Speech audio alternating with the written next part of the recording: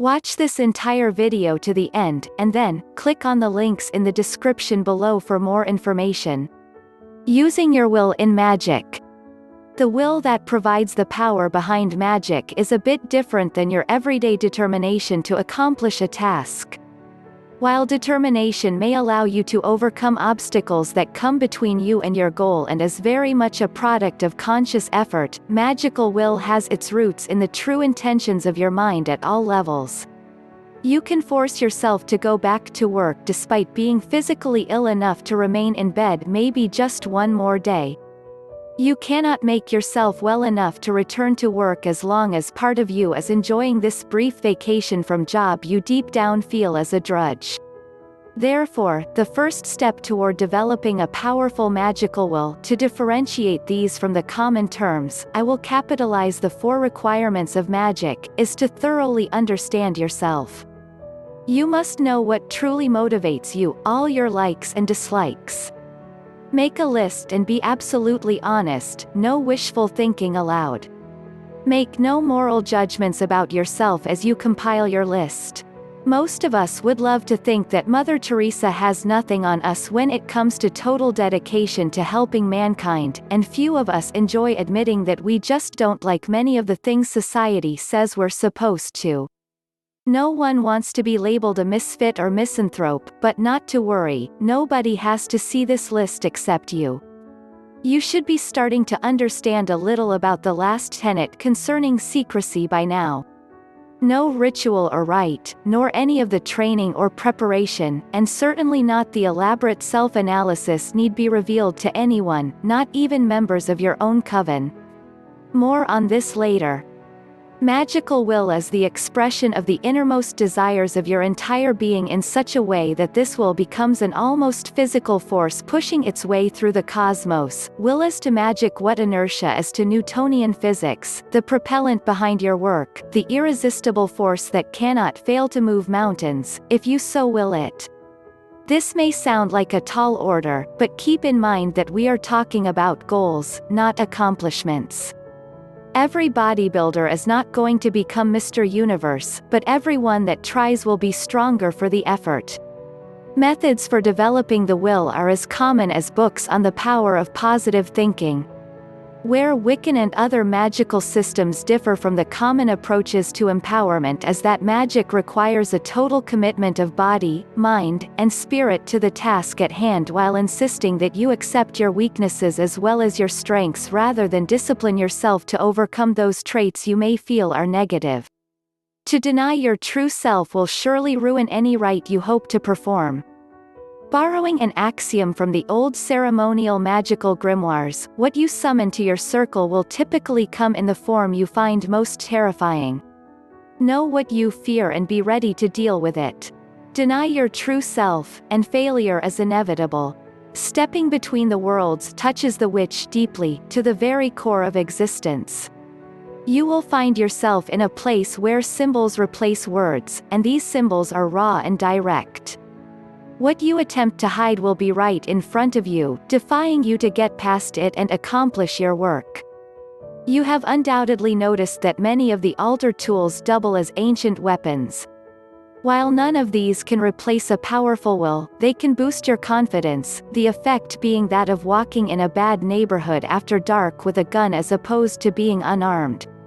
Magical will has its roots in the child mind. It is the sense of wanting something with all your being without regard to rationalization. Just as the child who wants a new toy gives no thought to the cost or usefulness of the desired article, the will cannot be tempered by logic or directed away from its goal through appeasement.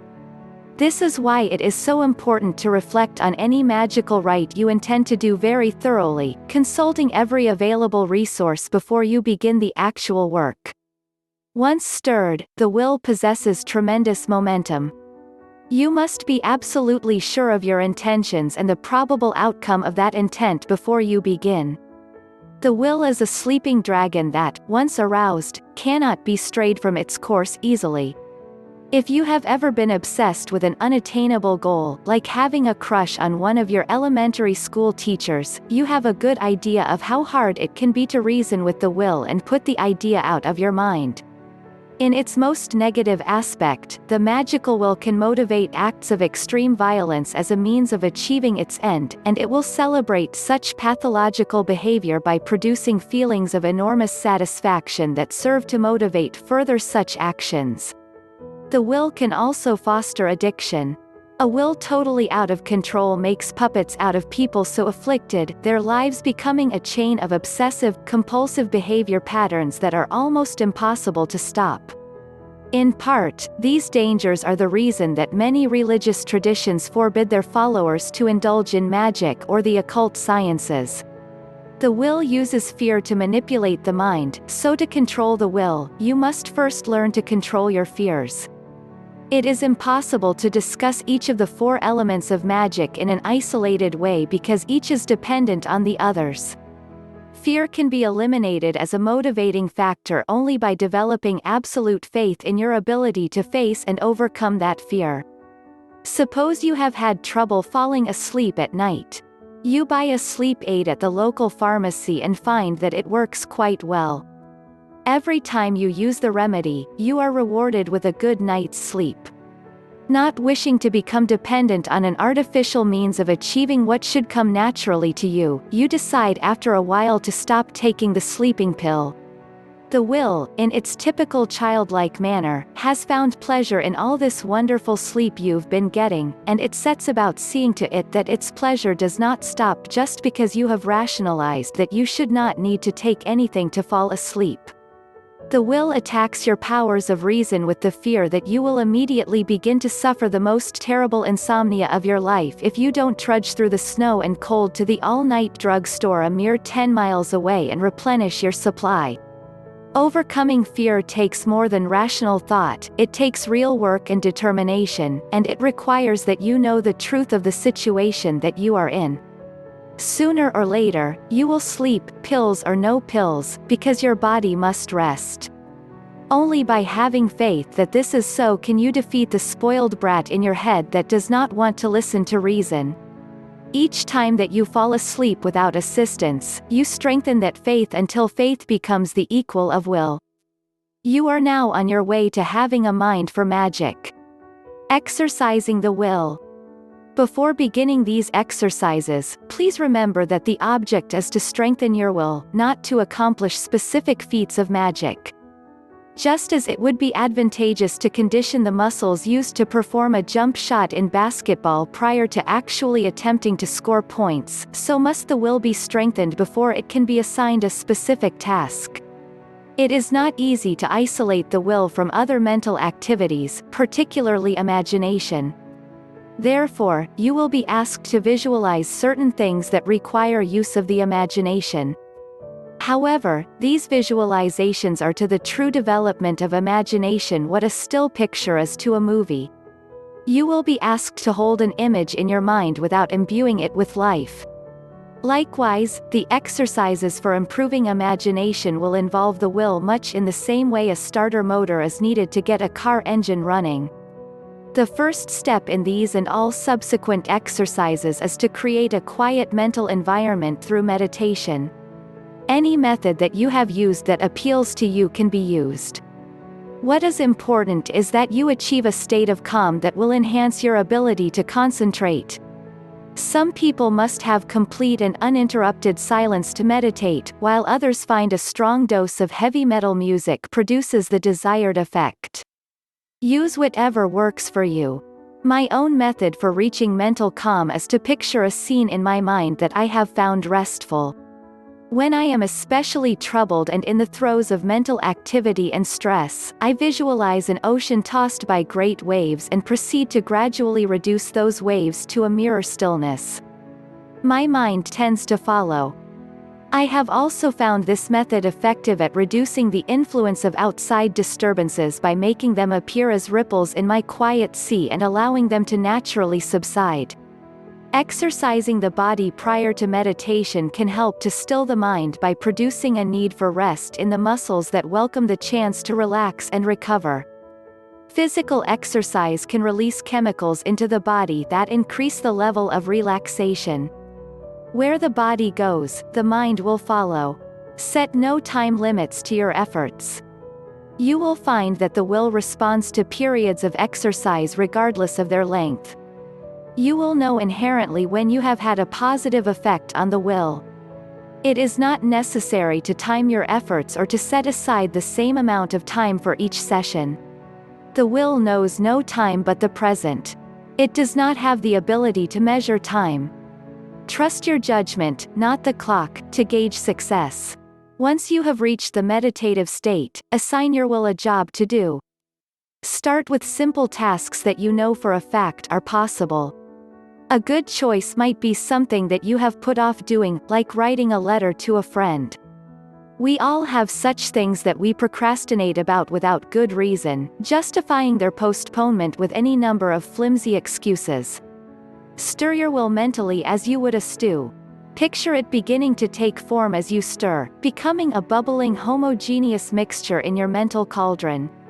When you feel the broth is done, prepare to add one more ingredient, the job you have chosen as the object of your will. Picture yourself holding the task in your hands, like a final piece of meat that must be added to your will stew. As those reasons you have used not to do the job arise in your mind, assign them to the stew as well, just as though they were spices for the broth that will dissolve in your tasty mixture and lend flavor to the dish. When you are sure that the stew is again a homogeneous mix and that the job and your excuses have become integral to the stew, picture the task you have selected as being already done. As you do so, partake of your stew with great relish, taking in its warmth and goodness, letting to rejuvenate you with the knowledge that you have accomplished that which has long been impossible for you to do. Eat as much of the stew as you like, knowing that you are charging yourself with energy with every bite. The more difficult you regard the task, the more stew you may want to ingest. Great tasks require great strength. When you are done eating, know that you have fed on the energy of the gods and that nothing can stand in the way of someone so nourished. Empty your mind of all thoughts other than your desire to accomplish your work in its most basic terms. Say to yourself, I will have this thing done that I have set myself to, nothing can stand in my way. It may help to visualize yourself as a child having cleaned the plate in order to have dessert. You will not be denied your pudding, having eaten your veggies to the last bite. Be convinced that this is how the universe works. Your success is as inevitable as the action of gravity on a falling rock. It should be absolutely inconceivable that your will might be daunted. End the exercise by returning to the meditative state, secretly pleased with yourself that you have accomplished your aim. These exercises are successful if you feel that you are strengthening your will, but magic will be the true test. Be confident that when you need it, your will stands ready and strong. Repeat this exercise as often as possible. Just as with weightlifting, you will exhaust your resources through your efforts and will rest to allow your mental faculties to recover. Trust yourself to know when you need rest, but try to exercise as often as possible without undue strain. Progress depends on repetition. A second exercise for strengthening the will involves addressing its individual components and attributes.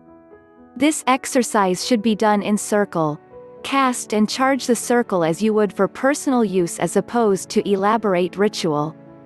It is not necessary to raise the cone or to call to the quarters except in the most general way. You should, as in the previous exercise, relax your mind and enter the meditative state.